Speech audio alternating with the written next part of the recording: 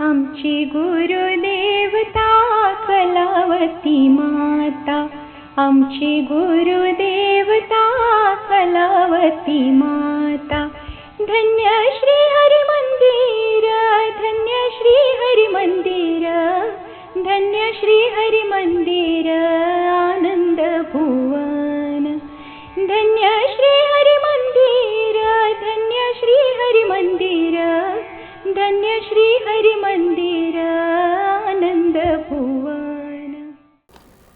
श्री सद्गुरुनाथ महाराज की जय. नमस्कार. बेळगाव निवासी परमपूज्य श्री कलावती देवी यांच्या जीवनचरित्रावर आधारित पॉडकास्ट मालिकेतील आजच्या भागात मी सौ गौरी गोठिवरेकर तुम्हा सर्वांचं अगदी मनापासून स्वागत करते. मागील भागामध्ये आपण ठाण्याचे उल्हास माऊसकर काका यांच्याकडून आईंच्या आठवणी ऐकत होतो. आईंनी सांगितलेलं नामाचं सामर्थ्य, तसंच आई भक्तांवर करत असलेलं प्रेम, त्यांचं अंतर्ज्ञानित्व, ह्या सगळ्यांविषयी ते आपल्याला सांगत होते. त्याविषयी अधिक जाणून घेण्यासाठी आज पुन्हा आपण त्यांना आपल्याकडे आमंत्रित केलं आहे. नमस्कार काका. आजच्या भागात तुमचं एकदा मनापासून स्वागत. तुम्ही थोडा उल्लेख केला होता मागच्या भागामध्ये की परमपूज्यांचं भक्तांवर अतिशय प्रेम होतं. आत बाहेर असं काही त्यांचं नव्हतं, खूप प्रेम होतं. तर असं एखादा अनुभव आम्हाला सांगा ना. आईंच्या प्रेमळ स्वभावाविषयी बोलायचं म्हणजे खरं तर इतकी प्रेम करणारी व्यक्ती दुसरी कोणतीच नाही आईंशिवाय असं वाटतं. म्हणजे त्या परिपूर्ण प्रेममयच आहेत माऊली. म्हणून आपण म्हणतो प्रेमळ तू गुरुमाय माझी.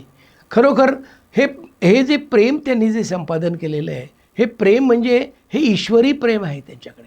आणि म्हणून त्याच्याबद्दल आई लिहितात, प्रेम बोलूनी दाविता नये, करे उचलूनी देता नये, या नयनी ते पाहता नये, परी हृदया अनुभवासी आहे. त्यामुळे आईंचं जे प्रेम आहे आपल्यावर, ते आपल्याला त्याच्यावर विचार केल्यानंतरच कळतं की किती आईंचं प्रेम आहे.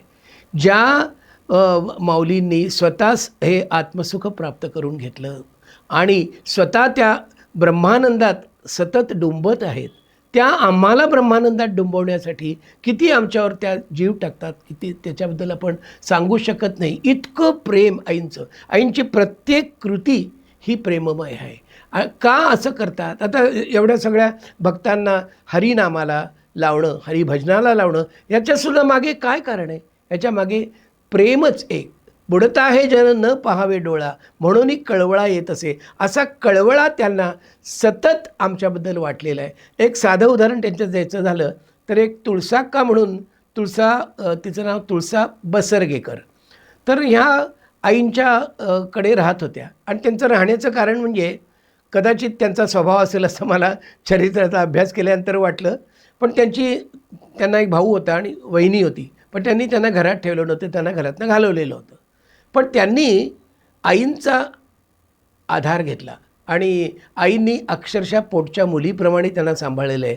अनेक चरित्रामध्ये असे किस्से आहेत की त्याच्यात इतकं त्या कधीकधी उद्धटपणाने पण आईला बोललेले आहेत की तुम्हाला सगळे नमस्कार करतात, सगळेजण तुमच्याजवळ येऊन काय काय सांगतात, मला कोणीच काही सांगत नाही. म्हणजे एका डोळ्याला चुना आणि एका डोळ्याला काजळ, असं मला पण सगळ्यांनी असं सांगितलं पाहिजे, असं काय काय म्हणायच्या. आणि विनोदाची गोष्ट म्हणजे त्यात एकदा असंही म्हणाल्या की मलासुद्धा असं वाटतं की आपण पण काय काय लिहावं, पण काय लिहावं ते सुचत नसल्यामुळे मी काही लिहित नाही. म्हणजे अशा प्रकारची ती व्यक्ती होती. म्हणजे दरवेळेला आईंना काहीतरी म्हणजे त्यांचा त्रासच झालेला आहे. तर एकदा त्या काही कामानिमित्त म्हणजे नोकरी करायची त्यांना फार इच्छा असायची. तर आई परवानगी पण द्यायच्या, तुला जायचं असेल तर जायला हरकत नाही. त्यामुळे तर तळेगाव, ढमढेरे तिथे गेल्या होत्या, लोणावळ्याला गेल्या होत्या, अशा त्या भिलवडी ह्या गावीसुद्धा त्या गेलेल्या होत्या. आणि त्यांना खरं इतकं आईंच्या सहवासाचं म्हणजे सहवासातलं प्रेम मिळालेलं आहे की त्या खऱ्या बेचैनच असायच्या तिकडे गेल्या तरी. असं स्पष्ट लिहिलेलं नाही, पण काहीतरी कारण सांगून आईने तिकडे यावं असं सारखं वाटायचं. एकदा काय झालं, भिलवडीहून त्यांचं पत्र आलं आईंना की माझी तब्येत बरी नाही, तुम्ही ताबडतोब निघून या. असं पत्र लिहिल्यानंतर माऊलींचे किती कार्यक्रम असायचे कुठे कुठे, कसं त्यांनी ॲडजस्ट केलं असेल ते. पण तिने पत्र लिहिलं आहे म्हटल्यानंतर माऊली ताबडतोब जायला निघाल्या. घेतलं एक पातळ फक्त बरोबर आपल्या म्हणतात तसं पिशवीत दुसरं काही नाही, ते फक्त घालायचे कपडे, दुसरं काहीच घेतलेलं नव्हतं. आणि ताबडतोब निघाल्या.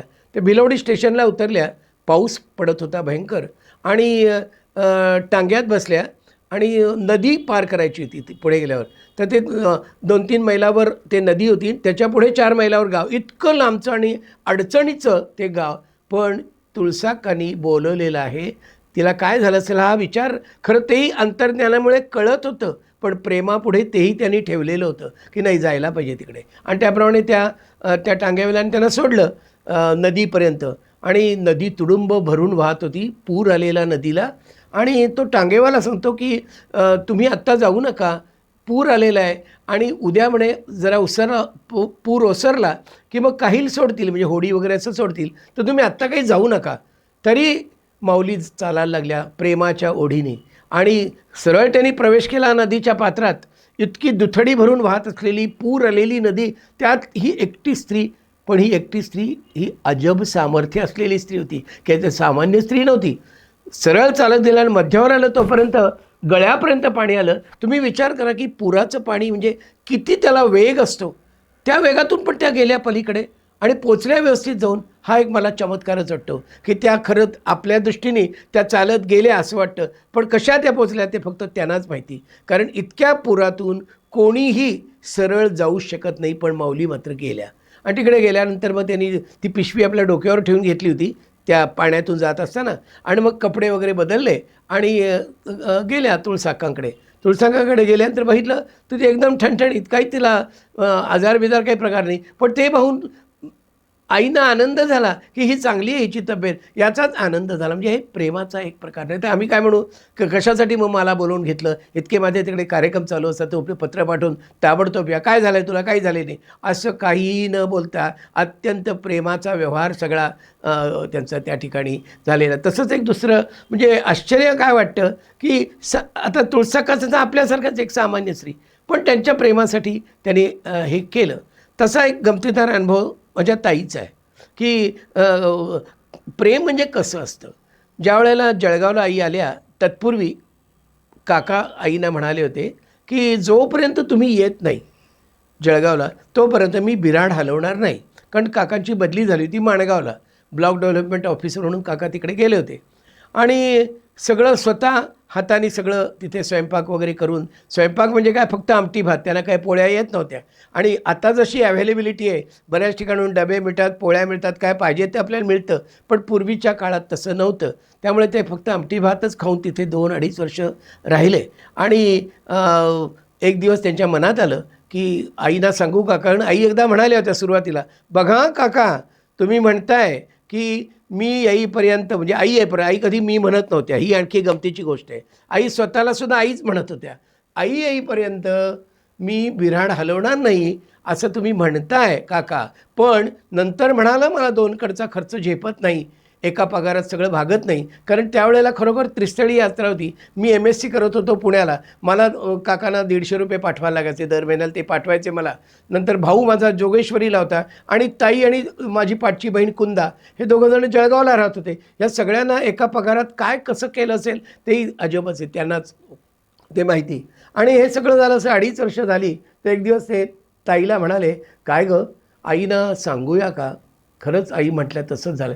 ताई इतकी जोरात ओरडली काकांच्या अंगावर, तुम्ही जरासुद्धा मनात आलं झालं कळलं म्हणे त्या आईनं, कशाला तुम्ही असा विचार केला. कारण आईनं मनातलं लगेचच कळतं ना, कारण परमात्मा हा हृदयस्थ आहे, त्यामुळे त्याच्यापासून कोणतीही गोष्ट चोरून ठेवता येत नाही. आणि ह्या आमच्या परमेश्वर स्वरूप माऊली ह्या आमच्या अंतःकरणात आहेत, त्यामुळे सगळ्या गोष्टी त्यांना कळतात असं ताई बोलली. आणि मग काका काहीच बोलले नाही. आणि बरोबर 15 दिवसांनी पत्र आलं आईंचं की आई अमुक याच्यात तिकडे येतात, अमुक असं तारीख कळवली. मग त्याप्रमाणे ताईंनी सगळी तयारी सुरू केली. म्हणून तिने, आमचं तर घर साध्या चाळीत होतं, पहिल्या मजल्यावर आम्ही राहत होतो, आईना एवढं चढायचा त्रास नको पायऱ्या, म्हणून ताईंनी काँग्रेस भवनचा हॉल घेतला, म्हणजे तिथे भजन होईल आणि तिथेच त्याला लागूनच एक खोली ग्राउंड फ्लोअरला, तिथे मग आई तिथे राहतील म्हणून ती जागा पण सिलेक्ट करून ठेवली होती. आणि झालं त्याप्रमाणे आई आल्या तिकडे आणि ताईला म्हणाले, काय गं कुठली जागा बघितलीस माझ्यासाठी. मला हे प्रेमाचं उदाहरण सांगतो, तुम्ही लक्षात द्या की काय प्रकारचं प्रेम असतं माऊलींचं. आणि कुठे बघितली जागा, चल म्हणे जाऊन येऊ तिकडे. म्हणून दुसऱ्या दिवशी आई उतरल्या, नाहिल्या होत्या. त्या दिवशीचं रूपही त्यांचं एकदम वेगळंच होतं. केस पूर्ण सोडलेले होते आणि अशा सोडलेल्या केस असतानाच अशा आई नेहमीच्या पद्धतीत ते कारनी तिथे गेल्या. तिथे गेल्यानंतर ती जागा दाखवली वगैरे आणि इतकं प्रेमळ शब्द आईंचे त्यावेळचे. अगं म्हणे, माझ्यासाठी तू 2.5 वर्ष राहिलीस ना घरी, मग मी जर इकडे राहिले तर तुला काय आनंद मिळणार? किती अडचण असते ना तुझ्या त्या घरात, तरी मी तिथेच राहणार आहे. हे प्रेम आईंचं. अशा प्रकारचं म्हणजे माझी गैरसोय झाली तरी चालेल, पण जी व्यक्ती माझ्यासाठी 2.5 वर्ष एकटी राहिलेली आहे आणि तिचं आपण पुरेपूर समाधान केलं पाहिजे, अशी एक वेगळ्याच जबाबदारीची जाणीव त्या प्रेमापोटी आईंची होती. ते एक गमतीदार उदाहरण आहे. म्हणजे स्वतःच्या देहाकडे पूर्ण दुर्लक्ष करून फक्त म्हणजे भक्तांवरच्या प्रेमामुळे आई किती काय काय अनुभव होते ऐकताना खरंच म्हणजे कंठ अक्षरशः दाटून येतो. अशा प्रेमळ आईंनी सामाजिक कार्य पण पुष्कळ केलेलं आहे असं ऐकिवात आहे, तर त्याबद्दल आम्हाला सांगा ना. खरं बघायला तर आईंचं एकंदरच सगळंच कार्य सामाजिक आहे असंच मला वाटतं. म्हणजे आमचे सगळ्यांचे संसारसुद्धा जे उभे केलेत ना, हा अख्खा समाजच त्यांनी सुधारलेला आहे ना. आम्ही आता जे सगळे आईंच्यावर श्रद्धा ठेवून, आई सांगतात त्याप्रमाणे उपासना करून परमेश्वराला संतुष्ट ठेवण्याचा आम्ही प्रयत्न करतो. आई म्हणतात आपला संसार जर व्यवस्थित सुखाचा व्हायला पाहिजे असेल तर आपण देवाचं साह्य घेतलं पाहिजे. देवाचं साह्य आपल्याला केव्हा मिळतं? जेव्हा आपण त्याची नियमित उपासना करू आणि चांगलं वागू. वागण्याकडे आईंचा फार कल होता. आम्ही मंदिरात जाऊन अगदी 3 वेळा 4 वेळा जाऊन जरी उपासना केली आणि आमचं वागणं जर चांगलं नसेल तर ते आईंना अजिबात आवडत नसेल. की तुमचं वागणं पहिलं सुधारा. तर लोकांनी आई म्हणायच्या ना, कोणी जर त्यांना म्हणालं आई तुम्ही फार मोठ्या आहात हो, तर मला मोठी म्हणू नका. तुम्ही मंदिरात जाताना तुम्ही असं वागा की लोकांनी म्हणावं हां हे कलावती आईंकडे जाणार आहेत म्हणून चांगले आहेत, त्याच्यात मला मोठेपण आहे असं आई सहजपणे सांगायच्या. असं आईंचा हे होतं. तर सामाजिक कार्य म्हणजे मी पहिलं म्हटलं जसं सगळ्यांचे संसार ठाकठीक केले. म्हणजे कधीच कोणाला संसारात कुठली अडचण अशी आली नाही. आली तरी चुटकीसरशी त्या अडचणीचं निवारण झालेलं आहे. आणि दुसरं प्रत्यक्ष सामाजिक कार्य म्हणजे बोहारी समाजाचा जो उद्धार केलेला आहे आईने, तो म्हणजे ते तर मला अशक्यप्राय असं वाटतं. पण महाराजांनी आज्ञा केली होती. कारण मी थोडीशी त्याची पार्श्वभूमी सांगतो म्हणजे सगळ्यांना माहिती होण्यासाठी की का आईंचं येणं अनगोळला झालं. बेळगावमध्ये अनगोळमाळला आई का राहिल्या? त्याचं कारण म्हणजे असं की सदानंद महाराज म्हणजे उर्फ साधू मास्तर ते त्या ठिकाणी राहत होते अनगोळमध्ये आणि त्यांना ते दरवर्षी महाराजांच्या दर्शनाला हुबळीला जायचे. तर एका वर्षी त्यांचे भयंकर पाय दुखत होते पण तरी ते गेलेच दर्शनाला. 1928 साली ते दर्शनाला गेले. त्यावेळेला महाराज म्हणाले अरे तुझी वारी आता किती दिवस, आता नको तू येऊ, आता मीच अनगोळला येणार आहे असं महाराजांनी त्या साधू मास्तरांना सांगितलं होतं. आणि त्याप्रमाणे कलावती देवींना आपला देह सोडण्यापूर्वी त्यांनी असं सांगितलं की तू अनगोळ या ठिकाणी स्थायिक हो. 12 वर्षाची कीर्तन सेवा झाल्यानंतर तू अनगोळला स्थायिक झाल्यावर साधू मास्तरांना मी दिलेलं वचन पूर्ण केल्यासारखं होईल. म्हणजे आपण आपल्या भक्ताला जे वचन दिलेलं होतं ते माऊलींकडनं त्यांनी त्याची वचनची पूर्ती ही महाराजांनी करून घेतलेली आहे. तर महाराजांची आज्ञा होती त्याप्रमाणे माऊली बेळगावला अनगोळ माळावर येऊन राहिल्या. आता तो भाग आपल्याला कळलेला आहे की त्या ठिकाणी श्रीहरी मंदिराची स्थापना वगैरे झाली. 1942 साली साधारण आई त्या ठिकाणी आलेले आहेत आणि 51 साली त्यांनी असं ठरवलं की आपल्याला बोहारी समाजाचा उद्धार करायचा. कारण हे सुद्धा महाराजांनी सांगितलं होतं की अनगोळला कारण ते कुग्राम आहे, आपला पदस्पर्श झाला असता सुग्राम होईल असं साधू मास्तर म्हणाले होते आणि ते वचन पूर्ण करण्यासाठी म्हणून महाराज तिकडे आले आईंच्या रूपाने असं आपल्याला सगळ्यांना हे ज्ञात आहे. आता 1951 साली हा मनात विचार आला की या बोहारी समाजाच्या लोकांना कसं सुधारावं. बरं ते किती मागासलेले होते, त्यांच्या बोलण्यामध्ये सारख्या शिव्या असायच्या, अतिशय अस्वच्छतेने राहायचं, नीटनेटकेपणा माहिती नव्हता, खरा देव कोणता ते माहीत नव्हतं, रूढी अंधश्रद्धेच्या मागे लागलेले, कुठे काही कोणाचं मूल झालं, कोणाचं बारसं झालं, कोणाचा वाढदिवस काही झालं, लग्न मुंज नव्हती म्हणा त्यांच्यात, लग्न वगैरे झालं तर लगेच एका झाडाखाली देव कल्पून त्याच्यापुढे बकरे मारायचे, अशा प्रकारचे त्यांचं रूढींचं पालन होतं. आणि आईंना ते सुधारायचं म्हणजे किती कठीण काम होतं, आपण त्याचा विचारच करू शकत नाही. आणि दुसरं म्हणजे सर्व व्यसन संपण्याचे मुख्य म्हणजे सगळ्यांना पुरुषांना दारूचं व्यसन. आणि दारू पिऊन घरामध्ये इतका ते धिंगाणा घालायचे की त्यांनी अनेक वेळा बायकांना, घरात मुलांना वगैरे मारहाण केलेली आहे आणि सगळं शिव्यांचं बोलणं. आता अशा लोकांना सुधारायचं आईनी कसं केलं असेल, काय दिव्य सामर्थ्य माऊलींकडे असेल. अजब वाटतं की ज्या वेळेला घरामध्ये मारामाऱ्या व्हायच्या त्यांच्या, की बायकांना मारायचे ते पुरुष, त्यावेळेला मुलं कधी कधी आईनं सांगायची की आई तुम्ही घरी चला, बाबा मारत्यात वगैरे असं सांगायचे. त्यावेळेला आई स्वतः त्यांच्या घरात जाऊन आपल्या हाताने बाजूला करत होते त्या दोघांना आणि मग बोध करत होते की असं करू नका, चांगलं वागायला पाहिजे, देवाचं तुम्ही करायला पाहिजे, तुम्ही मंदिरात येत जा. कारण त्यांच्यासमोरच मंदिर होतं. आणि असं करून त्यांना गोडी लावली. आता पहिलं काय सुरुवात केली तर त्यांचे पैसे वाचावेत आणि त्यांना चांगल्या प्रकारचा म्हणजे इलाज व्हावा त्यांच्या रोगांवर वगैरे, म्हणून औषधाच्या निमित्ताने त्यांनी पहिलं त्या लोकांना जवळ केलं की तुम्हाला हे जे रोग होतात त्याचं कारण काय, हे पण त्यांना विशद केलं की आपण जे पूर्वकर्म करतो त्या पूर्वकर्मात जे वाईट कर्म केलेलं असतं त्याची शिक्षा म्हणजे हा आजार असतो. तर ही शिक्षा आपल्याला जर व्हायला नको असेल तर आपण परमेश्वराची अत्यंत मनापासून उपासना केली पाहिजे. बरं, उपासना म्हणजे काय, खरा देव म्हणजे काय, काहीच माहिती नाही. हे सगळं त्यांना हे जे ज्ञान आईने इतक्या सुंदर पद्धतीने त्यांना दिलं. त्यांचा कुठल्याही प्रकारचं अडचण, आईने पैशाची अडचणसुद्धा सोडवलेली आहे. त्यांच्या मुलाबाळांना बायकांचे कपडे म्हणजे ब्लाऊज वगैरे शिवूनसुद्धा आईने दिलेले आहेत.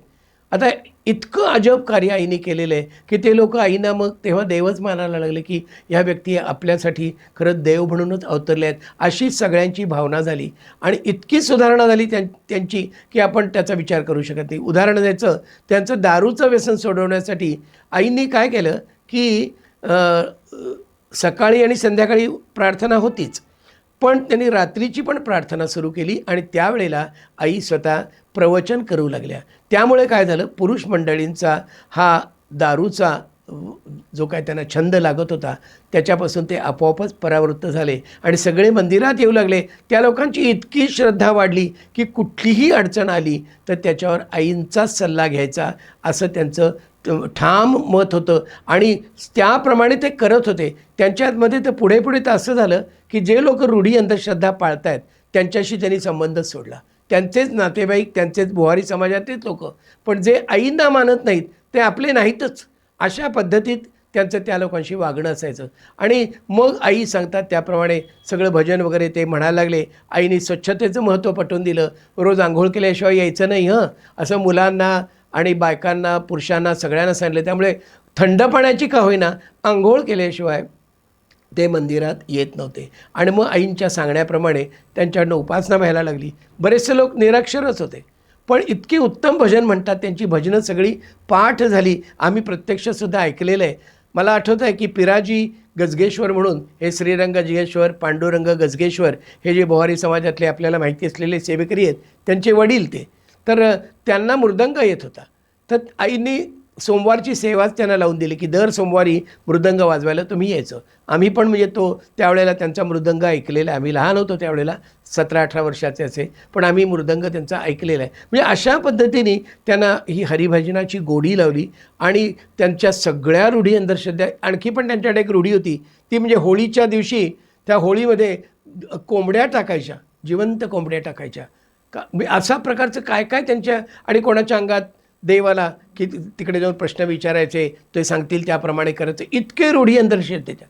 आणि आईंचं काय म्हणणं होतं की सद्गुरूंनी जो आपल्याला मार्ग घालून दिलेला आहे त्या मार्गावर आपण खरा देव कोण हे समजून त्याची जर उपासना केली तर आपल्याला आयुष्यात सुखाला काही तोटा नाही, असं आईंचं कायम सांगणं असायचं. म्हणून नित्योपासनेत ओवी लिहूनच ठेवली आहे, रूढी अंधश्रद्धा तोडुनी धैर्य करी बा बळकट. धैर्य का करावं लागतं, कारण रूढी तोडणं म्हणजे सोपं नाही. खूप लोक तुम्हाला अडकाठी करू शकतील. धैर्य करी बा बळकट आणि वाणी तन मन, म्हणजे तन वाणी मन तिन्ही, काया वाचा मन, हे वाणी तन मन गुरुपदी वाहुनी निवारी दुःख कटकट, म्हणजे कायावाच्या मनाने जर सेवा केली तर आपोआपच तुमचं दुःख कटकट हे सगळं निघून जातं, असा बोध त्या सगळ्या लोकांना केला. आज जर तुम्ही तिथे गेलात बेळगावला आणि अनगोळ माळावर जे त्यांची घरं आहेत ती बघितलं तर तुम्हाला जरासुद्धा डाऊट येणार नाही की हे लोक एवढे मागासलेले असतील का. इतकी सुंदर घरं त्यांची, आमचेही बंगले नाहीत पण त्या लोकांचे बंगले आहेत. आणि इतकी श्रद्धा यांच्यावर की त्यांच्याकडे जर तुम्ही गेलत तर सारखं हेच ऐकायला मिळतं, हे आईंच्यामुळे झालं, ते आईंच्यामुळे झालं, माझा मुलगा खूप हायर एज्युकेशन त्याने घेतलं, सगळं आईंच्यामुळे, सगळं. आम्ही तिथे गेलो की फक्त आईंचाच पाढा त्यांच्याकडनं ऐकायला मिळतो. इतकी जबरदस्त श्रद्धा त्यांची आईंच्यावर आहे. आणि म्हणून एक प्रकारची वैचारिक क्रांती या संपूर्ण समाजात घडवलेली आहे. पूर्वी ह्या बायका डोक्यावर भांडी, काचेची भांडी, स्टीलची भांडी अशी काय काय घेऊन कपडे जुने घ्यायचे आणि त्याच्यावरती भांडी द्यायची असा धंदा त्या करत होत्या. कारण पुरुष कमवत नसले तर घरात पैसा तरी कुठून आणायचा असे ते करत असत. पण ह्याच आता या सगळ्या लोकांची मुलं इतकी सुशिक्षित झालेली आहेत, इतके चांगल्या चांगल्या ठिकाणी त्यांचे जॉब आहेत आणि घरात पैशाची जराही कमतरता नाही. आई नेहमी सांगायच्या, आपण नारायणाला जवळ केलं की लक्ष्मी आलीच, हे आईंचं कायमचं वचन आहे. पण तुम्ही काय करता, लक्ष्मीच्याच मागे लागता आणि नारायणाला मात्र असंतुष्ट ठेवता. मग ती कशी राहील, ती नारायणाला धरूनच असते. म्हणून तुम्ही त्याची उपासना करा. मग हे असं खरं कसं, खरा देव कोणता, हे सगळं ते इतक्या वेगवेगळ्या प्रकारच्या गोष्टी सांगून त्यांनी केलेलं आहे. मुलांना पण असं जवळ केलं की त्यांना अनेक प्रकारचे वेगवेगळे खाऊ स्वतः बनवून द्यायच्या.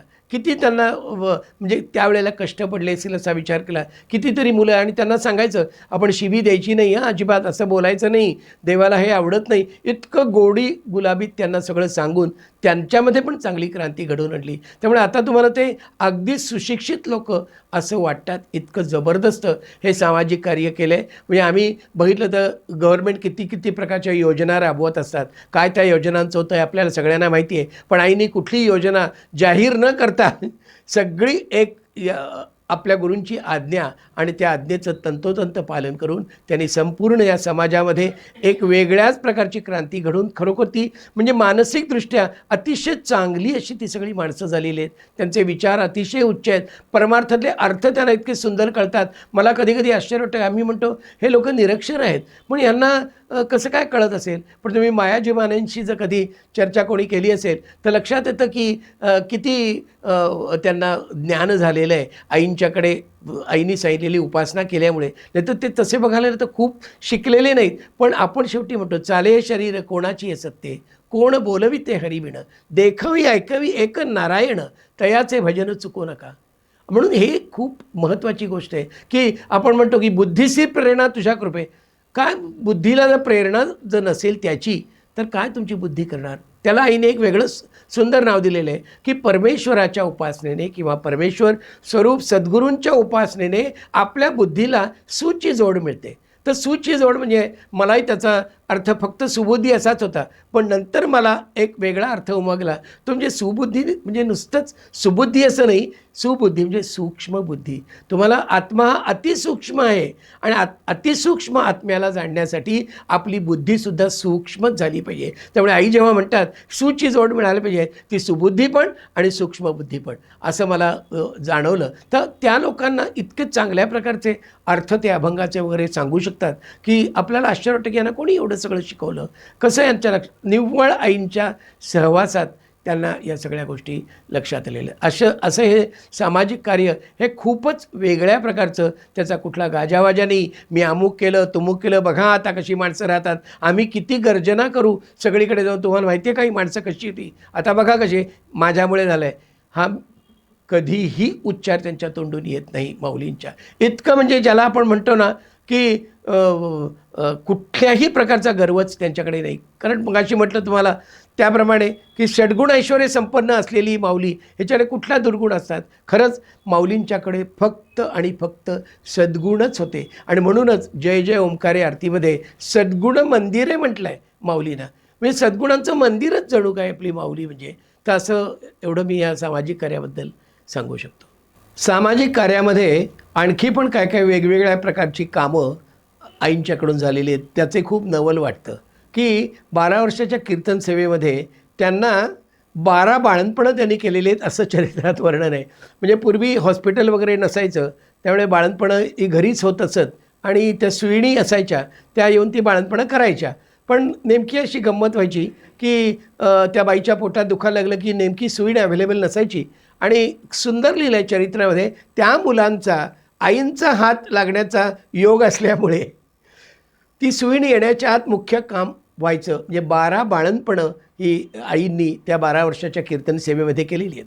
तसंच दुसरं एक मी त्यालाही सामाजिक कार्यच म्हणतो, ज्यांची परिस्थिती नाही आहे की आपल्या मुली, आता परांजपेंना 8 मुली होत्या, त्यातल्या 5 मुलींची लग्न त्यांनी केली कशीबशी आणि 3 आणखी मुली होत्या, त्यांची पण मला कमाल वाटते. आम्ही भक्तसुद्धा काय काय गोष्टी आईंच्यावर टाकतो, मला खूप हसायला येतं ते वाचताना.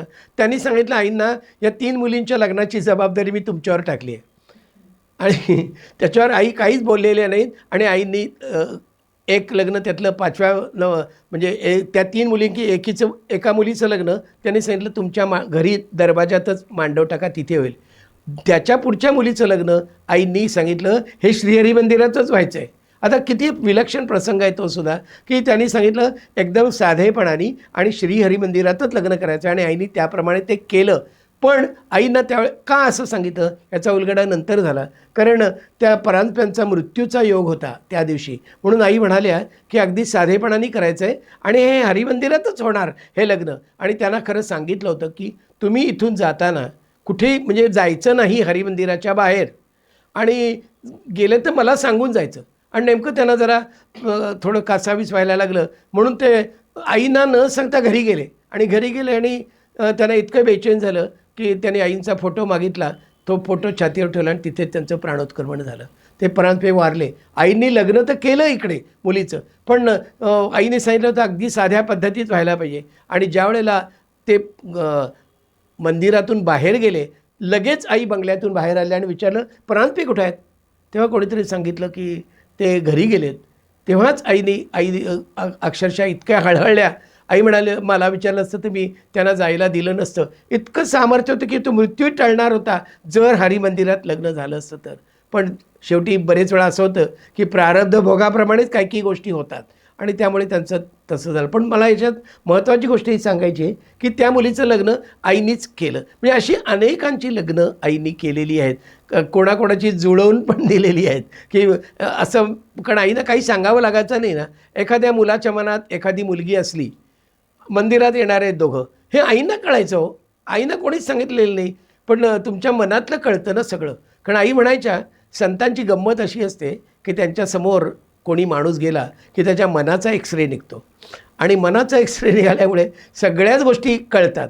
तर त्या दोघांच्या मनात आहे असं कळल्याबरोबर आईनेच त्याच्यात पुढाकार घेऊन लग्न करून दिलेलं. आपल्या शांताताई हलशीकरांचं लग्न आईनेच केलेलं आहे की बाळकृष्ण जांभेकरांची ती बहीण आणि आपले हलशीकर जे आहेत ते खरे ते आते मामे भावंड अशी आहेत, मग आईनेच ते लग्न जुळवून दिलेलं आहे आणि म्हणून त्यांचा संसार खूप सुखाचा झाला. म्हणजे अशी अनेक गोष्टी आईंनी वास्तविक त्यांचं ते कार्य नव्हेच पण तरीसुद्धा ते केलेलं आहे. तसं देशासाठी सुद्धा आईंचे कार्य झालेले, त्याचा उल्लेख चरित्रामध्ये आलेला आहे की 1971 साली ज्या वेळेला भारत पाकिस्तानचं युद्ध झालं होतं त्यावेळेला जे जवान हुतात्मा झाले होते की त्यांच्या बायकापोरांच्या मदतीसाठी त्यावेळेला 1971 साली 5,000 रुपये इंदिरा गांधी त्यावेळेला पंतप्रधान होत्या त्यांच्याकडे आईंनी ते पाठवलेले आहेत पैसे, असा चरित्रामध्ये उल्लेख आहे. म्हणजे ज्या ज्या ठिकाणी पैसे देणं आवश्यक आहे तिथे पैसे देण्याचंही कार्य आईने केलं. ज्या ज्या व्यक्तींची परिस्थिती नाही की मुलांची लग्न करू शकू अशी, त्यांची लग्नही करून दिली. असं वेगळ्या प्रकारचं एक कार्य स्वतः सिद्ध पदावर आरूढ झालेल्या असताना ही सगळ्यात महत्त्वाची गोष्ट आहे. वास्तविक त्यांनी काही करायला पाहिजे असं नाही, पण सारखं म्हणजे भूतांची ती दया भांडवल संता तसं आईंचं होतं. सगळ्यांच्यावर प्रेम, सगळ्यांचीच दया आणि म्हणून अनेकांचे प्रॉब्लेम सोडवण्यासाठी स्वतःहून त्यांनी हे असं कार्य सगळी केलेली आहेत. संत प्रापंचिक आणि पारमार्थिक उन्नतीसाठी किती कष्ट घेत असतात वारंवार, म्हणजे किती सतत त्यांचे चाललेलेच असतात. आईंनी किती कष्ट घेतलेले आहेत हे तुम्ही सांगितलेल्या उदाहरणावरून लक्षात येतं. आता संत स्वतः आपण आत्मा म्हणजे देह नसून आत्मा आहे त्यांना पुरेपूर उमगलेलं असतं आणि त्यामुळे कधी कधी त्या देहभानावर नसतात.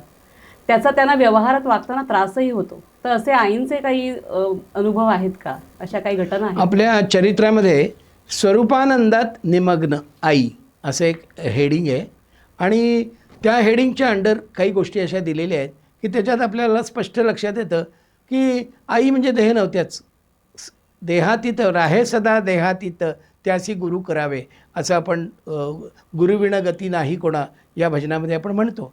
तर आता त्याच्यातले काही काही प्रसंग म्हणजे एकदा आई गजरा करत होत्या कृष्णासाठी आणि पटकन त्यांच्याजवळ कुसुम हलकारे आणि सुमन शेवडे अशा 2 भगिनी सेवेला असायच्या. तर त्या कुसुमला म्हणाल्या की कुसुम तू म्हणजे त्यावेळेला ती काहीतरी पायाला तेल वगैरे लावत होती, तेल लावत बस, मी पटकन कृष्णाला हार घालून येते.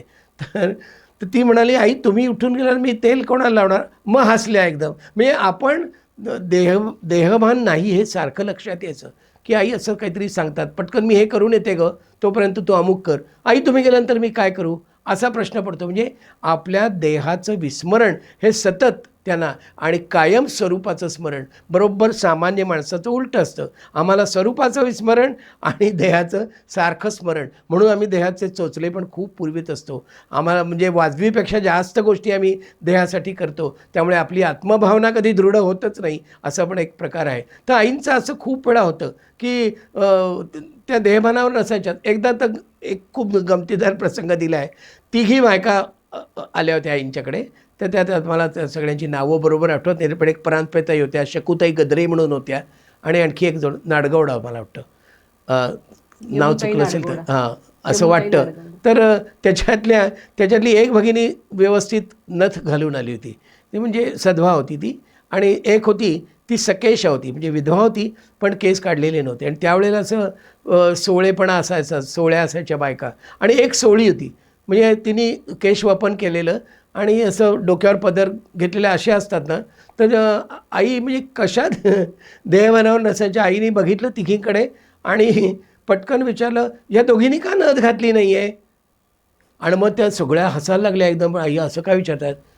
मग सांगितलं की आई तुम्ही असं काय विचार. मग लक्षात आलं की मी विचारलेले चुक या दोघी विधवा आहेत, त्यांचं कसं मी विचारलं. एक तर म्हणजे सोळ्या होत्या तरी त्यांना विचारलं तुम्ही नथ का नाही घातली, एकटीनेच का घातली असं. म्हणजे असं देहभानावर अजिबात त्या नसायच्याच खूप वेळा. आणि आईंचं नेहमी हे सांगणं असतं की मला म्हणजे देहभावनेवर येणं किती कठीण आहे, जेवढं तुम्हाला आत्मभावनेत जायला कठीण आहे त्याच्यापेक्षा बरंच जास्त देहभावनेवर यायला मला कठीण जातं असं आईनी खूप वेळा असं सांगितलेलं आहे. म्हणजे देहभानावर आई नसायच्या, पण त्यांचं प्रापंचिक वागणं मात्र अगदी सौंदर्याने भरलेलं होतं असं वाचलेलं आहे. त्याचं कारण आईनी एकच सांगितलं, जे काही तुम्ही करता, जे काही करता ते अत्यंत मनापासून आणि प्रेमाने करा असं आईंचं सांगणं आहे. आणि ते नेमकं आईंनी ज्या वेळेला प्रापंचिक काही काम करत असेल आई, तर त्यात परिपूर्ण सौंदर्य भरलेलं असायचं. याचं कारण अत्यंत मनापासून पूर्ण लक्ष देऊन ते काम आई करायच्या. आणि आईचं सांगणं असायचं की जेव्हा तुम्ही घरातलं कामसुद्धा अत्यंत लक्षपूर्वक करताना त्यावेळेला त्याच कामाचं रूपांतर सेवेमध्ये होतं. आईने आम्हाला सांगितलं की नाही की काम करिता हरिस्मरणाचा नेम धरुणी तू पहा पहा. आणि काय होणार त्यांनी आम्हाला आनंद मिळून मग म्हणसी तू आहा आहा असं म्हटलेलं आहे. म्हणजे काम करिता हरिस्मरणाचा नेम धरुणी तू पहा पहा प्रेमसागरी पोहू लागशी. म्हणजे तुम्ही काम ज्या वेळेला हरिस्मरण करता त्यावेळेला प्रेम उदय पावतं आणि ते प्रेम इतकं वाढतं की त्या प्रेमाचा समुद्रच होतो. म्हणून काम करिता हरिस्मरणाचा नेम धरुणी तू पहा पहा प्रेमसागरी, सागर होतो त्याचा, पोहू लागसी मग म्हणसी तू आहा आहा. म्हणजे काय, आहा किती सुंदर जीवन आहे. हे सुंदर जीवन कशामुळे वाटतं तर त्या स्मरण केल्यामुळे. तर आईंचं प्रत्येक प्रापंचिक काम करताना सुद्धा त्याच्यात परिपूर्ण लक्ष असायचं, म्हणून अत्यंत सौंदर्यपूर्ण असं प्रत्येक ॲक्टिव्हिटी ही आईंची असायची. अगदी साधं उदाहरण द्यायचं, त्या आईने कपड्याला जेव्हा साबण लावायचा त्यावेळेला तो साबण चौकोनीच राहायचा. हे सगळ्यांना आश्चर्य वाटायचं, असं कसं असू शकतं. आपल्याला माहिती आहे एका बाजूने इतका उतरतो की झिजून खलासच होतो, दुसऱ्या बाजूला मोठा जाडा राहतो. आईंचं तसं कधीच व्हायचं नाही की एकदा साबण लावायला घेतला की बरोबर सगळीकडनं सारखाच तो झिजणार आणि चौकोनीच राहणार. तसं भाजी चिरणं, भाजी एकदा लांबट चिरली तर सगळ्या फोडी लांबट, चौकोनी चिरलं तर सगळ्या फोडी चौकोनी, म्हणजे प्रत्येक कामात परिपूर्ण सौंदर्य भरलेलं. आणि असं असल्यामुळेच सिद्धारूढ महाराजांनी त्यांचं नाव तू सकल कला निपुण असं आपण म्हणतो आंबे जोगेमध्ये सकल कला निपुण आहेत, म्हणूनच महाराजांनी कलावती हे नाव आईंचं ठेवलेलं आहे. तर अशी आईंची प्रत्येक कृती, आता तांदूळाच्या पिठाच्या रांगोळ्या काढण्याचं आईंचं लहानपणापासूनच आहे. ते तर आईने 6-7 वर्षाच्या असताना गालिचा काढला होता त्यांच्या खोलीमध्ये, पूर्ण खोलीभर. म्हणजे कोणी आश्चर्यचकित व्हावं की लहान मुलगी इतकं सुंदर कसं काढू शकते, पण कलाच इतकी त्यांच्यात होती. आणि प्रत्येक काम करताना परिपूर्ण लक्ष देऊनच ते करायचं. आई म्हणतात तुमचं कामात लक्षच नसतं, म्हणून मग कधी कधी काम करत असताना आता दूध उतू जाणं हे कॉमन आहे, आपलं लक्षच नसतं. आईंचं म्हणणं की जे काम करता तिकडे तुमचं पूर्ण लक्ष असायला पाहिजे. त्याला आई खरं बघायला गेलं तर प्रत्येक कामाविषयी आत्मीयता असली तरच हे शक्य असं. तुम्ही साईड बाय साईड बऱ्याच गोष्टी करता पण लक्ष भलतीकडेच असतं, पण तसं आईना अजिबात चालत नाही. ते आईंच्या वागण्यात अजिबात नव्हतं. म्हणून आता साधं उदाहरण म्हणजे एक प्रसंग आपल्या चरित्रात असा आहे की विशालाक्षींचे मिस्टर येणार होते बाहेरून आणि त्यांना कॉफी पाहिजे होती. तर आल्याबरोबर ते लगेच कॉफी करून दे. तर विशालाक्षी थोड्याशा सुरुवातीच्या काळात तुमच्या आमच्यासारख्या होत्या, म्हणजे कशी अशी देता येईल पटकन कॉफी लगेच. पण आई कॉफीचा लगेच कप हजर केला. म्हणजे ऐकल्याबरोबर किती त्वरेने केलं असेल आईनी, कशी त्यांची आईंची एकंदर ज्याला आपण म्हणतो की हालचाल कशी करत असतील. त्यांना आश्चर्य वाटलं की कसं यांनी आणून दिलं, इतक्या लवकर कॉफी कशी तयार झाली. म्हणजे प्रापंचिक काम करताना सुद्धा परिपूर्ण त्यात लक्ष, आणि ते लक्ष त्यात असल्यामुळे त्यांनी जो प्रपंच केला तो अत्यंत नीटनेटका 4 वर्षच त्यांनी संसार केला. म्हणून त्याला सगळ्यात षड्गुण ऐश्वर्यापैकी जे सगळ्यात मोठं असं वैराग्य हे परमेश्वराने त्यांना बहाल केलं, असं चरित्रामध्ये त्याचं वर्णन केलेलं आहे. संतोक्ती आहे की आधी केले मग सांगितले. तसं म्हणजे आई स्वतःच्या वागणुकीवरून आम्ही संसारी स्त्रियांनी कसं वागायला पाहिजे त्या स्वतःचा धडा घालून दिलाय असं म्हणायला. अगदी बरोबर. त्यालाच आई वेगळ्या पद्धतीत, आईंची सांगण्याची पद्धत फार म्हणजे विलक्षण आहे. आई म्हणतात क्रियेचा बोध आचरणाने झाला पाहिजे. म्हणजे मी आचरण तसं करायला पाहिजे, म्हणजे मग तुम्हाला ती क्रिया बरोबर कळणार. पण आमचं वेगळंच असतं. आमचा आचार विचार उच्चार या तिघांचं सगळी फारकतच झालेली असते. आमचा आचार वेगळा, आमचा उच्चार वेगळा, सगळंच वेगळं. म्हणजे आचार आणि विचार त्याहून वेगळे, म्हणजे काही त्याच्यात मेळ नाही. पण संतांच्या ठिकाणी आचार विचार आणि उच्चार याचं एकीकरण झालेलं असतं. म्हणून त्यांची प्रत्येक गोष्ट ही अत्यंत सौंदर्यपूर्ण असते. विशालाक्षींनी वर्णन केलं आहे की आमच्या सौंदर्य संपन्न प्रेमयोगिनी आई, असं त्यांनी माऊलींचं वर्णन केलं आहे. ते खरोखर खूप यथार्थ आहे. अशा सौंदर्य संपन्न प्रेमळ अशा आईंचा तुमच्या मातोश्रींना भरपूर सहवास मिळाला, तर त्याच्याविषयीची आम्हाला काही त्या आठवणी काही सांगा ना त्यांच्या. जरूर. माझी आई म्हणजे आम्ही ताई म्हणायचो तिला. ताईला आईंच्याबद्दल खूपच प्रेम होतं. म्हणजे तिचं आमच्या घरात सुद्धा आमच्या चर्चा व्हायच्या ना, त्यात सांगताना तिला सारखं आईंचं काहीतरी सांगावं असंच वाटायचं आम्हाला.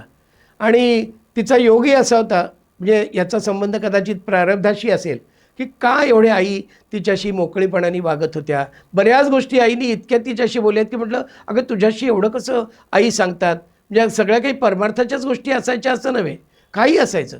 पण ताईला त्यावेळेला त्यांनी आईनी खूपच गोष्टी सांगितलेल्या आहेत. आणि ताईचं पण म्हणजे असं वाटतं मला की आपण म्हणतो प्रदक्षिणेमध्ये पदोपदी अपार झाल्या पुण्याच्या राशी, धन्य धन्य प्रदक्षिणा म्हणतो त्यात. तर खरोखर काहीतरी ताईकडून पुण्य खूप झालं असेल, म्हणून आईंसारख्या सद्गुरू इतक्या जवळ तिला लाभल्या आणि त्यांचा सहवास खूप घडला. परमपूज्य आई 2 वेळा आमच्याकडे राहायला आल्या होत्या.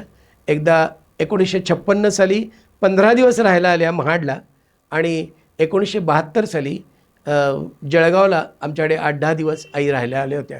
आणि त्यावेळेला काही असे मजेदार प्रसंग, महाडचा एक प्रसंग तुम्हाला सांगतो. ताईला खूपच त्यावेळेला आईंची सेवा करायला मिळायची, जवळची. आणि जवळची सेवा म्हणजे तिला हार पण घालायला मिळायचा त्यावेळेला. तर तिचं खूप असं असायचं की आईंना आपण काय काय करावं असं सारखं तिच्या मनात तोच विचार असायचा.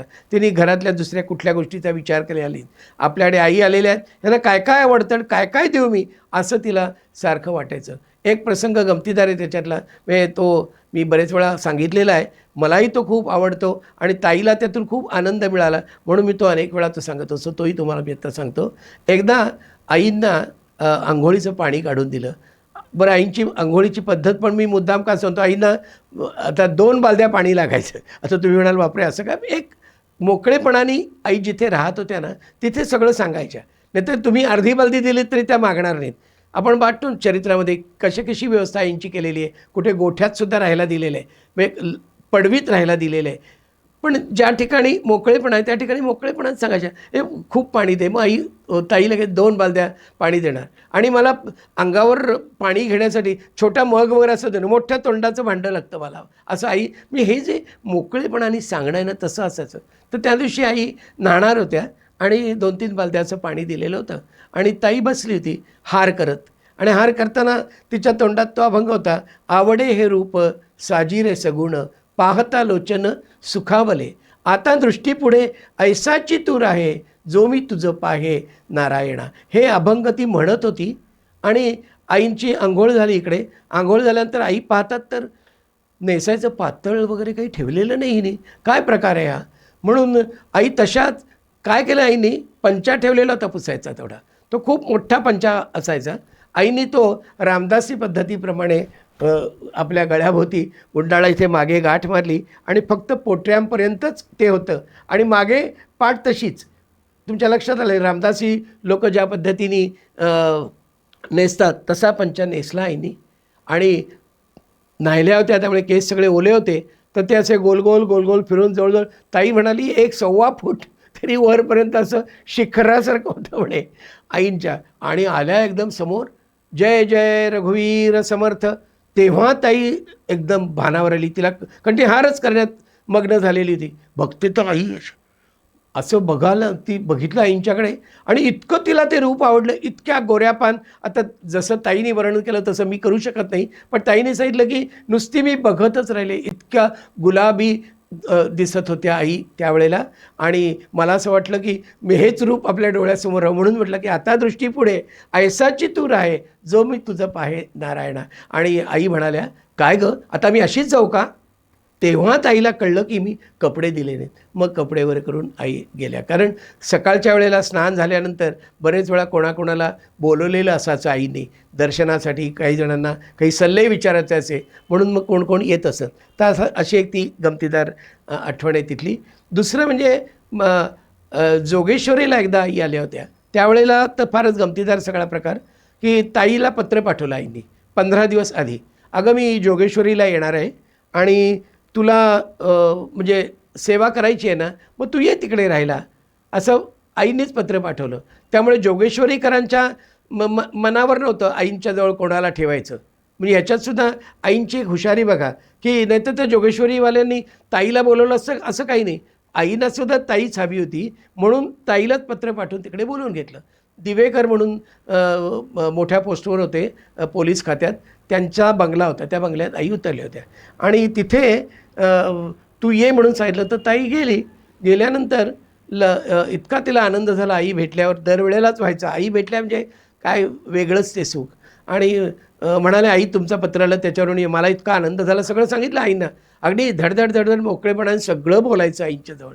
आणि आई म्हणाल्या आता तू आलीस ना इकडे, मला तू जे जे काय करणार आहेस ना माझ्यासाठी ते सगळं मी खाणार आहे बरं का यावेळेला, असं सांगितलं. तर इतका आनंद झाला ताईला की असं कोण सद्गुरू आपल्याला सांगणार आहेत.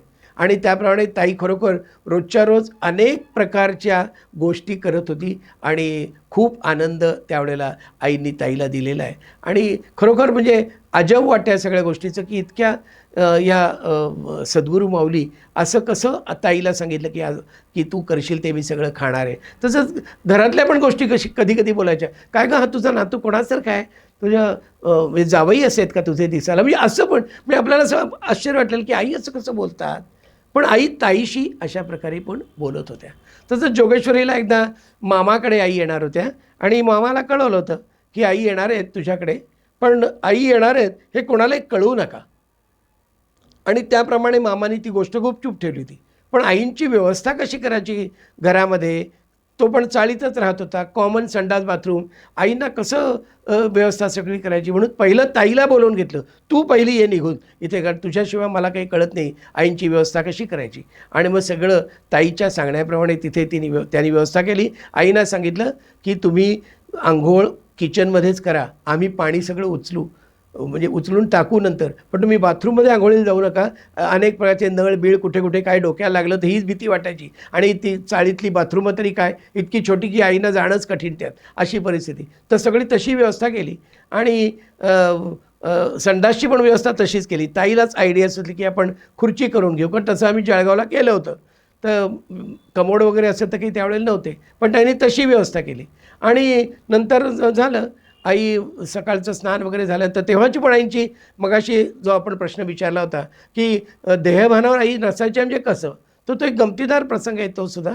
आईंची सकाळची आंघोळ झाली आणि आई साडी पण नेसल्या, तरीसुद्धा त्या नऊवार साडी असायची ना, तरीसुद्धा त्या काष्टाच घालत राहिल्या त्या. आणि आई नेसलेली आहे साडी, म्हणजे साडी नेसलेली आहे हे सुद्धा कधी कधी लक्षात यायचं नाही. तसंच एकदा दांडीवरचं पातळ काढायला, आई तुम्ही नेसलं आहे तेच पातळ आहे, पण आपण दांडीवरनं पातळ काढलं आहे ते नेसलो हे पण आईनं कळत नव्हतं. म्हणजे इतकं त्या स्वरूपात आई मग्न असायच्या. तर तिथे बरीच लोक एकदम आली. आई स्नान करून व्यवस्थित दर्शनासाठी बसल्या.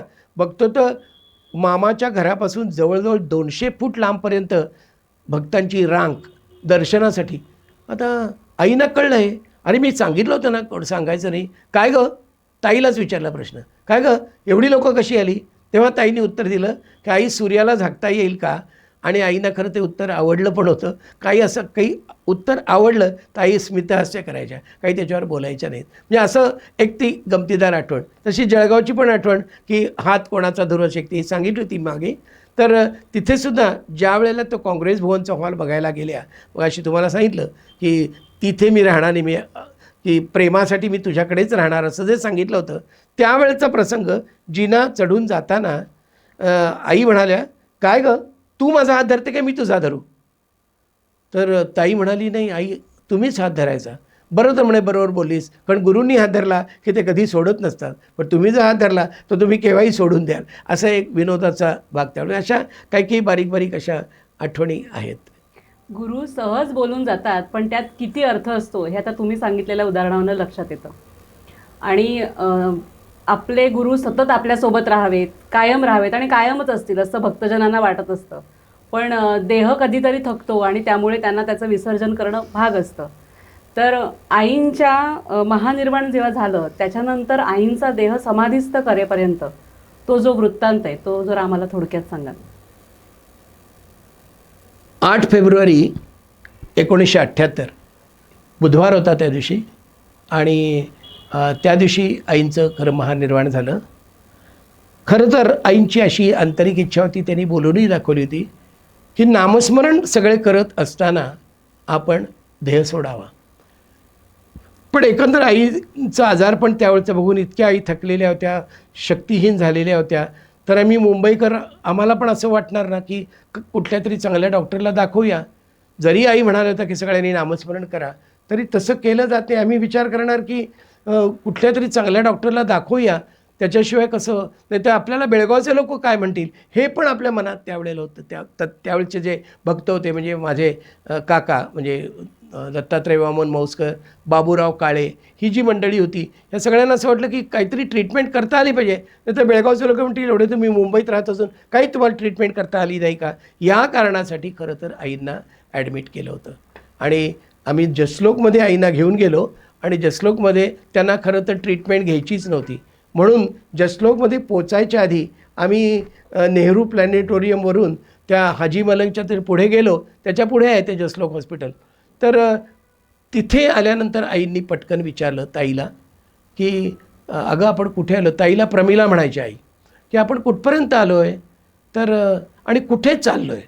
तर म्हणे आई तुम्हाला बरं नाही ना, म्हणून मोठ्या हॉस्पिटलमध्ये आपण जातो आहे आणि किती वेळ लागणार असं विचारलं.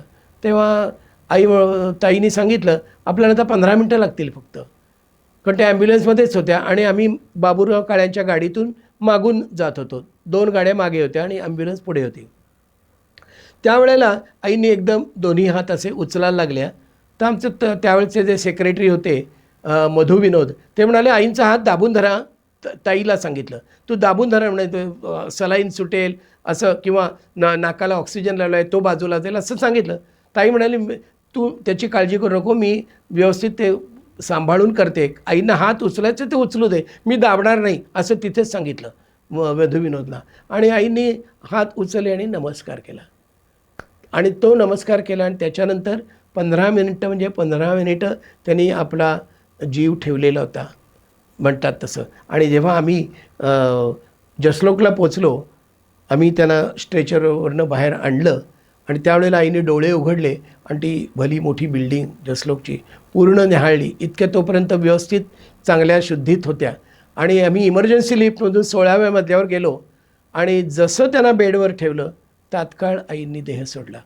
कुठलीही ट्रीटमेंट तिथे त्यांना घ्यावीच लागली नाही. अशा पद्धतीत आईंचं त्या ठिकाणी महानिर्वाण झालं. आणि मग प्रश्न आला की आता ॲडमिट केल्या झालेलं आहे तर पोस्टमॉर्टम करावे लागणार असं तिथल्या डॉक्टरांनी सांगितलं. आता पोस्टमॉर्टम आईंचं म्हणजे काय विचारच करू शकत नाही आपण, कारण तुम्ही असं जर आईंच्या शरीराला काही जर कोणी केलं तर बेळगावचे लोकंसुद्धा तुम्हाला सोडतील का, असं म्हणजे अनेक प्रकारचे विचार त्यावेळेला मनामध्ये आले. आणि आम्ही त्या डॉक्टरना जयंत मोकाशी म्हणून जे ठाण्याचे जे ज्यांची ट्रीटमेंट होती आईना, त्यांना बोलावून घेतलं. म्हणजे गाडीच गेली त्यांना आणायला जसलोकहून, आणि ते आले आणि त्यांनी तिथल्या डॉक्टरना सगळं समजावून सांगितलं की यांचा असा आजार आहे आणि मी यांना अशी आत्तापर्यंत ट्रीटमेंट देत होतो, त्यामुळे त्यांना तुम्ही डेथ सर्टिफिकेट द्यायला काहीच प्रॉब्लेम नाही. असं करून आम्ही आईंचा देह व्यवस्थितपणे आम्ही मग तिथून जी नेली ती डायरेक्ट आम्ही बेळगावलाच गेलो. आम्ही आईंचा देह व्यवस्थितपणे ठाण्याच्या मंदिरात जे गावदेवीला जे मंदिर आहे आपलं, त्या मंदिराच्या समोर असं ग्राउंडवर आईंना असं ठेवलं होतं. आणि बरेच लोक त्यावेळेला आले. काही लोक तर आले पण नाहीत, माझे मेवणेच स्वतःचे. ते म्हणालेले की इतकं मी त्यांना छान बघितलेलं आहे त्यामुळे मला असं त्यांना बघायला यायचं नाही, त्यामुळे ते आले नाहीत. असे बरेच लोक होते की ज्यांनी त्यावेळेला मुद्दाम दर्शनाला येण्याचं टाळलं की आम्ही आईंना छान बघितलेलं आहे, तेच रूप आमच्या डोळ्यासमोर राहू दे, अशी श्रद्धा लोकांची. आणि मग तिथून आम्ही साधारण सकाळी 4:30च्या सुमारास निघालो. 3 वाजता आईंचा देह तिथे आली ठाण्याच्या मंदिराची. आणि नंतर मग आम्ही तिथून 4:30च्या सुमारास निघालो. ते जाताना म्हणजे पनवेल, तळेगाव, लोणावळा सगळी गावं घेत गेलो. जिथे जिथे आईंची मंदिरं उपासना चालते त्या सगळ्या ठिकाणी, आणि कोल्हापूर, सातारा, शेवटी निपाणीपर्यंत आम्ही गेलो. तर निपाणीला बरेच लोक बेळगावहून आलेले होते. जेव्हा त्यांना कळलं की असं झालं आहे आणि आईंचा देह इकडे येते आहे, आणि खूप गर्दी, म्हणजे मला मी सांगू शकत नाही जास्त. प्रत्येक ठिकाणी दर्शनासाठी अक्षरशः लोक त्या ॲम्ब्युलन्सवर उड्या मारत होते की आईंचं थोडं तरी आपल्याला दर्शन व्हावं काचेतून. कारण आम्ही बाहेर काही काढत नव्हतो, फक्त तिथे उभे राहत होतो, सगळे नमस्कार करत होते. आणि काही लोकांना तर इतका भगिनींना शोक झाला की त्यांनी अक्षरशः तळेगावचा तरी मला प्रसंग आठवतो की त्यांनी असं अंगच टाकून दिलं याच्यावर, आईंचा मोठ्याने जय जयकार करून रस्त्यावर. मी इतकं त्यांना सगळ्यांना शोक झाला. अशा परिस्थितीत आम्ही गेलो. बेळगावला ज्यावेळेला हरिमंदिरात पोचलो त्यावेळेला रात्रीचे 9:30 वाजले होते, 9:35 वगैरे झाले असतील. आणि नित्योपासना चालू होती गुरुवारची. आणि अक्षरशः सगळे लोक रडतच म्हणत होते, हे जाणवत होतं, कारण त्यांना ती बातमी कळालेली होती. आणि झालं मग आईंना तिथे दर्शनाची जी आईंची खोली आहे तिथे पुढे असं स्लांट पोझिशनमध्ये त्यांना ठेवलं होतं की सगळ्यांना दर्शन मिळावं. तो दर्शन समारंभ जवळजवळ 2-2:30पर्यंत रात्री चालला. आणि त्याच्यानंतर मग दुसऱ्या दिवशी सकाळी त्यांना स्नान वगैरे घातलं आणि त्या सगळ्या बोहारी समाजाच्या भगिनींनी हे सगळं केलं. त्यांना नऊवार साडी, भगवी साडी त्यांना नेसवली. आणि त्यावेळेला कोणीतरी दिलेले असतील आईंना सोन्याचे आकडे होते, ते असे 4-5 त्यांच्या आंबाड्यामध्ये घातले त्याच भगिनींनी. आणि आईंची इतकी मनापासून प्रार्थना केली की आई तुम्हाला बसून तुम्ही समाधी घेणार होतात, म्हणजे आत, कारण समाधी मंदिर आहे ते 10 वर्षापूर्वी बांधलेलं होतं आणि 1968 साली. आणि त्यावेळेला ते समाधीचे जे दगड आहेत ते बाबूराव काळे, मायाजी माने असे 2-3 जणं ते दगड आणायला गेलेले होते. आणि त्यावेळेचा पण प्रसंग एक सांगतो तुम्हाला, की ज्यावेळेला ते सगळे दगड आणले आणि त्यांनी ते रचले, तर माऊली आज जाऊन बसल्या होत्या त्यावेळेला आणि बरोबर आपल्या मापाप्रमाणे त्यांनी ते दगड तिथे लावून घेतले होते आणि सहज म्हणाल्या बाबूरावना, आता ठेवा म्हणे वरचा दगड. तेव्हा बाबूरावना एकदम खूप असं वाईट वाटलं, रडायला आलं, डोळ्यातनं पाणी आलं. आई म्हणे, असं का म्हणताय? अरे आत्ता नाही तरी 10 वर्षांनी ही वेळ आहेच, हे स्पष्ट आई बोलल्या होत्या. आणि खरोखर 1978 साली त्या बोलल्याप्रमाणेच आईने ते देह सोडलं आहे. आता इतकं बरोबर मापाचं ते केलेलं कोनाड्यासारखं, मग आईनं त्यात कसं बसवायचं? काही डॉक्टरना कन्सल्ट वगैरे केलं तर डॉक्टर म्हणाले की 48 तास तुम्ही त्यांना झोपवून आणलेलं आहे याच्यातून, ॲम्ब्युलन्समधून, त्यांना बसवणं शक्य नाही, आम्हाला ब्रेक करायला लागतील हाडं. आता कोण असं करू देणार? मग ह्या सगळ्या भगिनींनी अक्षरशः आईंचा धावा केला तिथे, की आई तुम्हीच बसणार होत्यात ना आतमध्ये, आम्हाला काही कळत नाही आहे, आता काय करावं ते. आणि म्हणून आईनं ज्या वेळेला स्नान घातलं त्यावेळेला अचानकपणे आईंचा देह पूर्ण सॉफ झाला आणि आई पटकन मांडी घालून बसल्या. हातसुद्धा असे आहेत आईंचे त्यावेळेस, मला अजूनही ते स्मरतं आहे की दोन्ही हात असे एकमेकात घातलेले. अशा त्या सिटिंग पोश्चरमध्ये दुसऱ्या दिवशी रात्री आम्ही हॉटेलला झोपायला गेलो आणि दुसऱ्या दिवशी येऊन पाहतो परत दर्शनासाठी आईंना ठेवलेलं. बापरे, आमच्या डोळ्यावर विश्वासच बसेना. यांना आम्ही घेऊन येणाऱ्या बसल्या आहेत व्यवस्थित सिंहासनावर आणि चष्मा बिस्मा जसं त्यांचं होतं तसं अशा आई बसलेल्या भगवी साडीमध्ये. आणि मग त्यावेळेला हुबळीच्या मठातून काही लोक आले होते, त्यांना सगळे समाधीचे विधी माहिती होते आणि त्याप्रमाणे ते सगळे समाधीचे विधी करून आईंचा देह समाधीस्थ करायचं असा ते सगळे तो कार्यक्रम ठरलेला होता. तर त्याच्यात काय काय गोष्टी लागतात, तर त्याच्यामध्ये चंदनाची पावडर लागते. तर ती चंदनाची पावडर आईंनी ठेवलेली होती बेळगावच्या मंदिरामध्ये. आईंनी तिकडून निघायच्या आधी बरेच दिवसापूर्वी, 1 महिन्यापूर्वी, की असं असं चंदन ठेवलेलं आहे म्हणे वर, काही कारणविरण काहीच सांगितलं नाही. ते चंदनाचे गोळे म्हणजे कसे झाले, की भगिनी यायच्या आणि म्हणायच्या की आम्हाला काहीतरी सेवा द्या. ताई बऱ्याच जणांना त्या सहाणा द्यायच्या आणि खोडं खूप आईंकडे होती चंदनाची, ती सगळी घासाने गोळे करून वाळून डबे भरून ठेवा. असे ते 2 डबे भरलेले मोठे, पूर्वीचे बिस्किटांचे डबे असायचे नाही, ते असे पूर्ण भरलेले असे डबे अमुक ठिकाणी ठेवलेत असं मुंबईहून कळवलेलं होतं आईने. बघा आणखी आश्चर्याची गोष्ट, सगळं त्यांना माहिती होतं. आणि त्याप्रमाणे ते घेतलं. भस्म त्यांनी आणलं होतं हुबळीहूनच आणि मग त्यांना आपल्या मंदिरामध्ये असं बसवण्यात आलं. बंधुवर्ग जिथे बसतो त्याची जी भिंत आहे आईंच्या निवासस्थानाकडची, त्या भिंतीला पाठ लावून असं आईंना सिंहासनावर बसवलं. आणि तिथे बसवण्याच्या आधी जशी गणपतीची मूर्ती उचलतात तसं जवळजवळ 10-12 तरुण सेवेकऱ्यांनी आईंचं ते सिंहासन आईंसकट असं पूर्ण उचलून आम्हाला शेवटचं दर्शन तिथे त्यावेळेला आईंचं मिळालं. आणि मग समाधीचे विधी जवळजवळ 2-3 तास चालले होते. म्हणजे आईंना असं तिथे बंधुवर्ग बसतो त्या ठिकाणी असं टेकून असं बसवलेलं होतं आणि त्यांच्यासमोर यज्ञ वगैरे असं चाललेलं होतं. आणि तिथून आले होते ते सगळे लोक हुबळीच्या मठातून. आणि मग काय काय देहाची पूजा वगैरे पण त्या ठिकाणी झाली. आम्हाला थोडंसं दिसत होतं खिडकीतून बाहेरून, कारण आम्ही रस्त्यावर होतो, आम्हाला आत कोणाला याची परवानगी नव्हती. आणि मग नंतर आईंचा देह आतमध्ये ठेवण्यात आला. आणि ते जसं महाराजांच्या याचं वर्णन केलं आहे की सुगंधी द्रव्य, पंचधातू, सोनं चांदी वगैरे असं काय काय ठेवून असं आईंना त्या ठिकाणी बंदिस्त करण्यात आलं.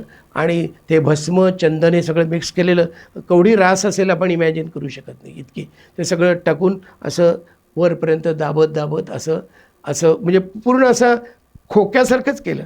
आणि आई बसलेल्या त्यात आणि बाजूनी सगळं ते हे टाकत होते. आता हे सगळं मला कसं कळलं तुम्ही म्हणाल, तर त्यावेळेला ताई आत होती. काही विशिष्ट लोकांनाच आत बोलवलं होतं. त्यामध्ये ताई होती, ताराबाई होत्या, नंतर सुमन कल्याणपूर म्हणून जी आईंची वहिनी म्हणजे आईंचा भाऊ होता, त्या सुमन कल्याणपूर नव्हत्या पण आईंचा भाऊ होता, बाळकृष्ण दादा होते, मोठे दादा होते, कमलाकर दादा असतील तिथे कदाचित, पण कमलाकर दादा नसते कारण कमलाकर दादा आईंच्या 17व्या वर्षीच गेले होते, फक्त बाळकृष्ण दादाच होते, चुकून सांगितलं. आणि आणखी काही 2-4 मंडळी बेळगावमधली, मायाजी माने वगैरे, अशा सगळ्यांच्या प्रेझेन्समध्ये ती सगळी त्या ठिकाणी आईंचा देह व्यात ठेवण्यात आली. आश्चर्य म्हणजे आई ज्या पोश्चरमध्ये बसल्या त्या इतक्या करेक्ट मापात बसल्या, त्या जशा 67 साली बसल्या होत्या त्याप्रमाणे बसल्यामुळे काही ॲडजस्ट करायला लागले नाही. सहजपणे तो असा गणपतीचा आपण मूर्ती कशी सरकवतो असा आईंचा देह सरकवला होता त्यात. आणि आपल्या लेव्हललाच आहेत आई तिथे. आपण जर बघितलं तर समाधीचा जो दगड आहे ओम लिहिलेला, बरोबर ओमच्या ठिकाणी आईंचा तिथे चेहरा आहे मागे. आणि बरोबर त्या ठिकाणीच खाली जमीन होती नुसती, त्याच्यावर काही टाकलेलं नाही, त्याच्यावर आईना ठेवून हे सगळं बंद केलं. तर सुधीर भंडारी नावाचा एक सेवेकरी होता, अत्यंत म्हणजे खूप मनोभावे सेवा करणारा असा एक तो आईंचा एक भक्त होता. आणि तो सगळी बंगल्यातली सेवा करत असे, म्हणजे आईंच्या जवळची बरीचशी सेवा त्याच्याकडे असायची. तर तो हे सगळं दाबताना होता, तर शेवटचं ज्या वेळेला त्यांनी ते भस्म आणि चंदनाची पावडर प्रेस केलं त्यावेळेला आईंच्या नाकातून 2 रक्ताचे थेंब पडले आणि ते गरम होते रक्ताचे थेंब. 48 तासानंतर हा एक विलक्षण चमत्कार त्यावेळी झाला. तो भांबावून गेला, त्याने काहीच त्याला कळलं, पण त्याने ते प्राशन केलं. त्या सुधीर भंडारीने त्यांनी प्रेमापोटी पटकन प्राशन केलं ते. त्याच्यानंतर मग समाधीचं काम पूर्ण झालं. सगळ्या त्या हे करून ठेवण्यात त्याला व्यवस्थित. आणि बरोबर 5:20 समाधी मंदिराचा दरवाजा उघडला आणि ते पहिलं जे दर्शन समाधीचं ते त्यावेळेला आम्ही तिथे असल्यामुळे आम्हाला मिळालं. आणि नेहमीप्रमाणे 5:30 ते 7 असा भजनाचा कार्यक्रम त्या ठिकाणी झाला. आणि मग नंतर भक्तमंडळी आपापल्या घरी गेली. असा तो समाधी कशा पद्धतीने त्या ठिकाणी आईंची झाली हे थोडक्यात मी सांगण्याचा प्रयत्न केला. ह्याच्यात कोणाकोणाची नावं राहिली असतील त्याबद्दल क्षमस्व, कारण मला काही मी प्रत्यक्ष तिथे आत नव्हतो, पण ताई असल्यामुळे थोडंसं मला कळलं होतं की कोण कोण मंडळी त्यावेळेला आतमध्ये होती. आणि अतिशय शांतपणाने तो सगळा कार्यक्रम झाला.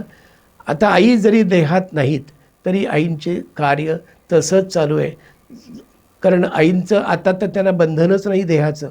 आई आता मुक्तपणे सगळीकडेच आहेत, सूक्ष्म रूपाने सगळीकडे भरलेल्या आहेत. आणि त्यामुळे आईंचा सहवास मिळाल्यासारखंच आहे. आता सगळ्या लोकांना मी उलट म्हणतो की आम्हाला सगुणाचं ध्यान झालं, पण तुम्हाला निर्गुणच भक्ती डायरेक्ट मिळते आहे की आईंचं तुम्ही तशा पद्धतीने ध्यान करू शकता. आणि आई अजूनही तेवढ्याच कार्यरत आहेत जेवढ्या देहात असताना होत्या.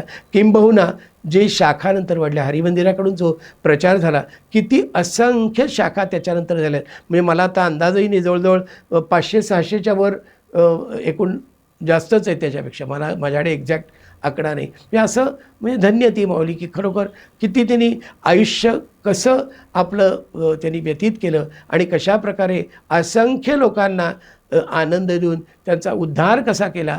अशा पद्धतीत म्हणजे आईंचं आपण चरित्र आठवलं तर खरंच आपल्याला खूप म्हणजे भरूनच आल्यासारखं होतं. कारण अशी व्यक्ती पुन्हा होणे नाही, कारण इतका त्याग लोकांसाठी, सगळ्या लोकांवर प्रेम करणारी अशी व्यक्ती खरोखर आपल्याला मिळूच शकत नाही. तर त्याच्यामुळे असं वाटतं की किती आईंचे आपण उपकार स्मरावेत. तर आईंनीच लिहिलेल्या एका पदामधल्या 2 ओव्या नुसतं मी चालीवर म्हणणार नाही, चालीवर म्हणण्यासाठी आहे मी राहत, पण त्या मला अतिशय भावतात. कारण काय की त्याच्यामध्ये सगळं आम्ही खरंच माऊलींचं कसं स्मरण करायला पाहिजे. खरं ऐसा सद्गुरू राय, ऐसा सद्गुरू राय ज्याचा कैवारी होय, ऐसा सद्गुरू राय ज्याचा कैवारी होय, त्यासी जगी उणे काय न दिसे मजला. असे सद्गुरू माऊलींसारखे ज्यांना मिळालेले आहेत त्यांना आयुष्यात या जगात काहीच कमतरता येणार नाही. म्हणजे मला असं दिसतच नाही. ही एक ओवी आहे.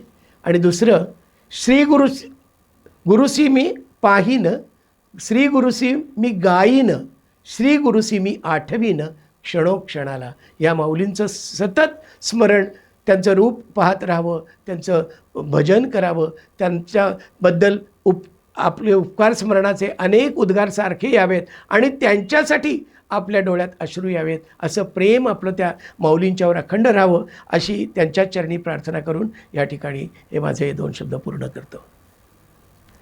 काका, हा जे शेवटचा प्रसंग सांगितला तो खरोखर विज्ञानाची मती चमकवणारे असे प्रसंग आहेत. आज तुम्ही इथे आलात आणि परमपूज्य कलावती यांच्या वेगवेगळ्या कलांवर अगदी छान असा सुंदर प्रकाश टाकलात, त्याबद्दल तुमचे मनापासून आभार. प्रेक्षक हो, परमपूज्य आईंचं कार्य चालू आहे अव्याहतपणे, आत्ताच काकांनी आपल्याला सांगितलं. तर ह्या कार्याविषयी अजून जाणून घेण्यासाठी आपण भेटूया पुढच्या भागात. तोपर्यंत नमस्कार. श्री सद्गुरुनाथ महाराज की जय. परमपूज्य गुरुदेवता श्री कलावती माता की जय. परमपूज्य गुरुदेवता श्री कलावती माता की जय. परमपूज्य गुरुदेवता श्री कलावती माता की जय.